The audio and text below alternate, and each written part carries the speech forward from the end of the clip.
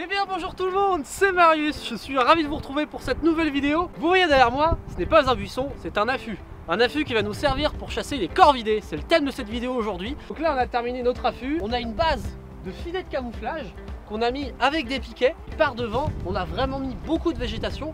Alors pourquoi, vous allez me dire? Tout simplement parce que ces oiseaux là, ils ont une très bonne vue. Les corvidés sont des oiseaux qui sont très intelligents et donc on doit être parfaitement caché. Demain on sera habillé tout en camouflage, vraiment il faut vraiment être invisible. Je vais être dans l'intérieur, vous n'allez jamais me voir.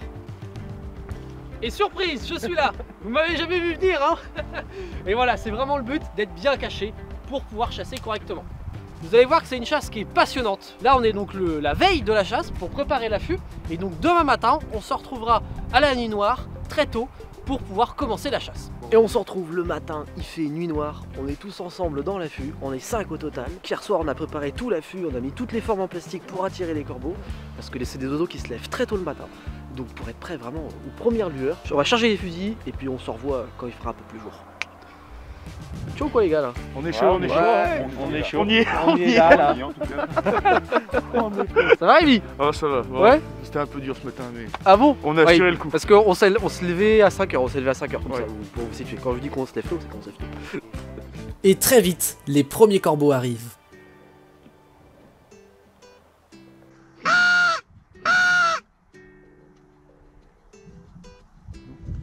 Devant tout seul, allez vite. Bien joué. On s'est bien fait surprendre, mais Romain a assuré sur le tir. Tout de suite après, un autre corbeau arrive. Non, il y en a encore une,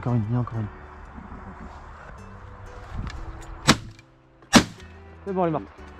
Un joli tir à une belle distance, je suis content.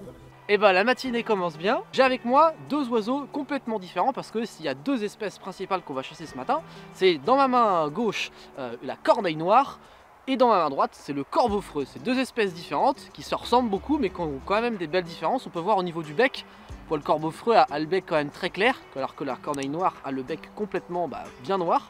Ça c'est des oiseaux surtout qui vont manger vraiment un peu de tout, c'est assez omnivore mais ça va principalement consommer des œufs, des charognes et puis là en l'occurrence sur les champs ça va venir manger des graines. Donc c'est aussi pour ça qu'on pratique la chasse des corvidés, c'est pour protéger les cultures parce que ça fait des gros dégâts sur les cultures avec vraiment un impact économique qui est énorme. Donc forcément les agriculteurs eux ils sont super contents qu'on vienne chasser les corbeaux sur leur terrain pour un peu protéger leur culture. Et les corbeaux, ils sont bien présents ce matin. Elle arrive en plein nord, droit devant. Elle va venir se poser. Vas-y Rémi, vas-y.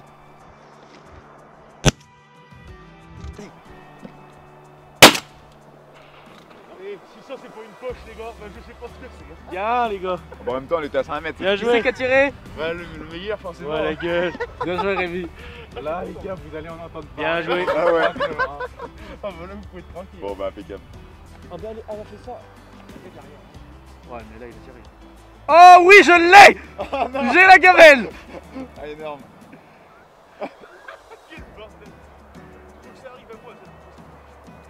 Alors qu'est-ce que tu as tué Rémi? Là, une corneille noire. Une corneille noire. Exactement. Bien joué Rémi. Bah je suis content. Tu peux. Belle perf. Bon la matinée bat son plein. Je vais vous parler un petit peu du matériel vraiment du chasseur à proprement parler, le fusil et les cartouches. C'est le fer gabion, donc c'est un calibre 12.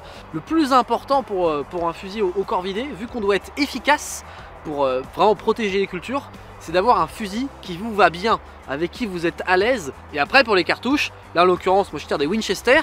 Alors dans la gamme Winchester vous avez les spéciales corbeaux, là c'est des super pigeons. D'une manière générale, il faut des cartouches en numéro 4 ou numéro 6, c'est ce que j'aime bien tirer. Et là c'est des 36 grammes. Les gars ils tirent aussi des ZZ pigeons de chez Winchester. Donc voilà, c'est à peu près le genre de cartouche qu'on tire. Ouais, elle arrive bien Coco là. Elle est pour toi celle-là. Il n'y en a qu'une seule.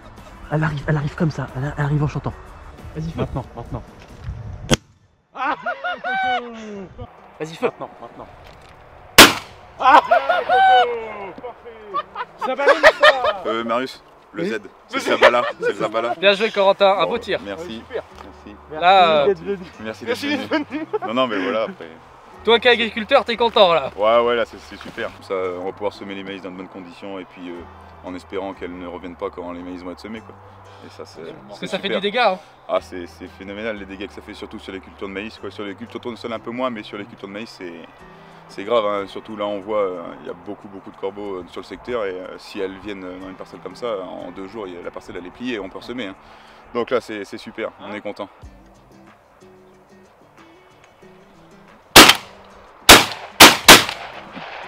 Ça fait combien ça 6 6, Ouais, ouais, nickel. 6. Ça vient bien là. C'est le top. C'est impeccable. Ouais, Il est beau ton petit béret, Corentin. ouais, t'as vu, dédicace à Gueuleton. Tu l'as acheté où? Chez Gueuleton. Et ça fait le basque. On est en Charente-Maritime, mais on dédicace au basque.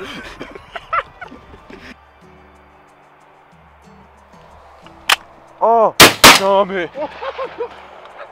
Pourquoi j'ai un problème à chaque fois moi? T'as pas tiré, C'est ça que- fait clic. Tous les deux Nos deux germes font font face. Hein. C'est romain ça. Vous avez bien rattrapé les gars. Je profite d'une petite accalmie où on va récupérer quelques corbeaux qu'on a tirés pour vous parler un peu des formes. Donc ça c'est des corbeaux en plastique donc qui vont représenter des corbeaux pour attirer donc les corvidés. Et là en l'occurrence ceux-là ils sont vraiment particuliers parce qu'ils sont en plastique, mais en plus de ça il y a une couche un peu de velours, un peu en tissu qui recouvre toute la forme, et ça fait que la forme est parfaitement noire, et ça c'est vraiment le top du top. Et en plus de ça, on a différentes attitudes. Vous voyez, là, il y en a une qui regarde un peu autour d'elle.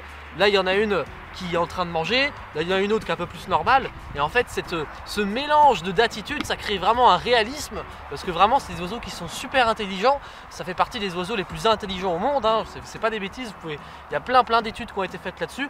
Donc vraiment, c'est plein de petits détails comme ça qui, bout à bout, font que on arrive à les leurrer pour pouvoir les tirer dans de bonnes conditions, parce qu'il faut quand même les tirer assez près. C'est vraiment l'objet indispensable pour pouvoir bien chasser les corbeaux.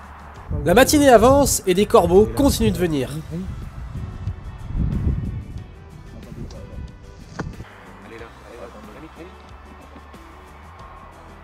Attends, bouge pas, attends.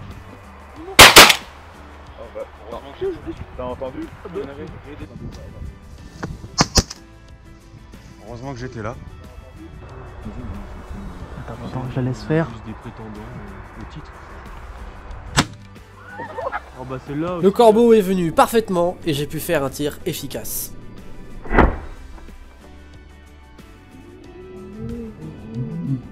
Vous vous demandez peut-être pourquoi est-ce que les corvidés ils viennent manger dans les champs. Ils ont parfaitement compris que dans les champs, il y a vraiment beaucoup de nourriture à disposition, notamment toutes les graines qui vont servir pour semer les cultures, et donc du coup ça va faire qu'ils vont s'attaquer vraiment de manière assez massive dans les cultures et faire des gros dégâts.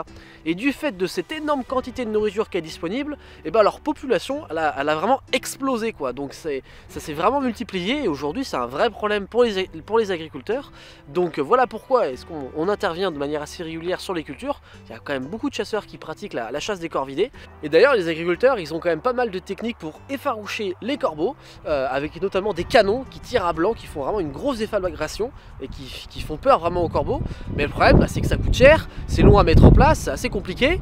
Après il y a également des répulsifs qui existent aussi, mais bon ça reste compliqué. Donc souvent l'option de la chasse c'est la plus efficace pour vraiment faire fuir un maximum les corvidés et diminuer l'impact qu'ils ont sur les cultures. Et ben voilà le résultat de cette belle matinée de chasse entre potes. On a bien rigolé, on a bien tiré, on a loupé quelques-uns aussi. Oui. Donc on a fait, je sais même pas, 13, c'est 13 ça corbeaux, c'est ça. 13 corvidés, il y a des corbeaux freux et des corneilles noires mélangés. Donc dans des bonnes actions, on est content. Bonne matinée de régulation efficace. J'ai essayé d'être le plus clair possible dans mes explications, essayer de vous montrer un petit peu tout l'envers du décor de cette chasse qui est quand même assez technique et qu'on ne connaît encore assez peu. Donc j'espère que vous aurez aimé c'est un peu toutes ces petites explications. Et puis c'est sur ces mots qu'on va se quitter. Voilà. Encore merci à vous les gars. De rien, merci à toi. Surtout merci aux Zabala parce que Le Z. les fusils ont bien marché. Allez, merci Marius. Et puis voilà. Et on se retrouve très vite pour de prochaines vidéos. Ouais. Merci à vous. Salut. Bisous. Et bon baiser. Bon baiser, bonsoir. Arrivez vers chaud.